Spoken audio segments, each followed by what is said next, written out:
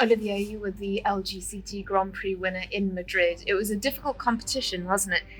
Particularly not only with the jumps, but also with the conditions in the arena. So the slope of the arena, that could be quite tricky as well, couldn't it? Did that affect you and your horse?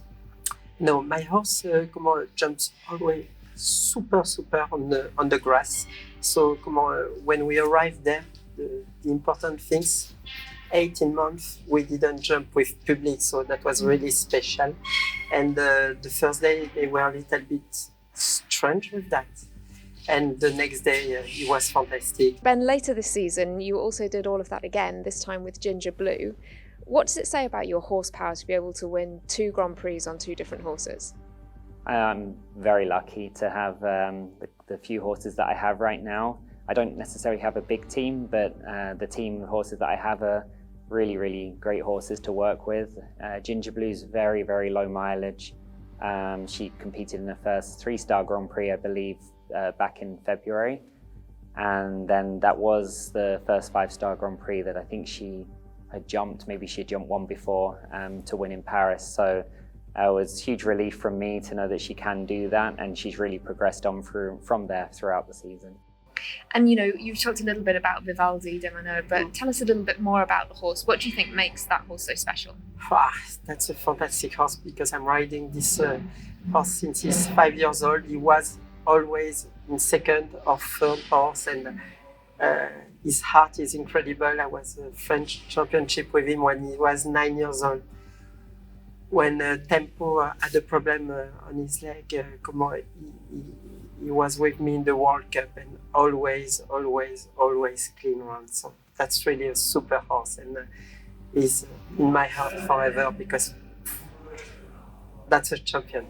Where did you get Ginger Blue from? Tell us a little bit about how you came to have that ride. Ginger Blue come from Sweden, southern part of Sweden, from Jacob Helfstrom and his wife Sarah. We bought her when she was 7 years old. Her owner is Jane Clark, and we've just grown over the past few years, and she's a very careful horse, and it's just taken some time for her to get sort of the understanding and the belief that she can do everything. But again, I'm kind of lucky that she's quite a fast and intelligent horse to work with. And what about the LGCT Super Grand Prix? It's going to be a great competition for you. Yeah, for us it's fantastic. Like I told you earlier, I saw that on TV 2 years ago, and I dreamed about participation for this class. So I'm happy with that, and I'll be happy if I can win, of course, but fantastic horses and champions are in the class. We'll see. And it's just really interesting hearing you talk about, having her from that quite young age. What is it that you look for when you're bringing on younger horses, or what is it that you look for in a ride for yourself? I think when we're trying younger horses, it's the feeling that you get on them, and their brain, their attitude towards work. Both with Explosion, when we first rode him at 7, and Ginger Blue, they were horses that just I felt would fit very well in our system, and they felt very careful, and I like a quick horse. And then the rest is kind of down to the rider and my team to sort of do our development, right, which obviously I'm very lucky to have a huge team around me and support to do that. And which other riders will you be looking out for in that Super Grand Prix? John Whittaker is here. That's something really special. It's not so young now, and in London, he was fantastic. Peter Frederiksen was the winner, but he was second, and I'd like to be in a jump off with John. That will be fantastic. And we've heard you talk a little bit about your system and about the plans, and you obviously plan far in advance what competitions these horses are going to do. Tell us a little bit more about what goes into that. When we're making the plan, for big sort of championships or something like Prague, we would plan sort of a few months in advance and work backwards.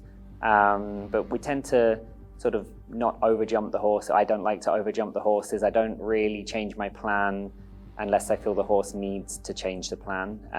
If the horse is winning, we stay on track. If we're not winning anything, it doesn't mean that I just keep going to the shows. I really try to treat them like horses, have them stay long and enjoy the sport.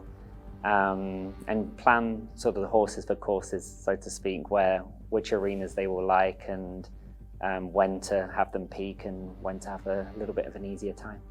If you could ride any other horse that's qualified for the Super Grand Prix, who would you pick? Van Gogh and Vivaldi together.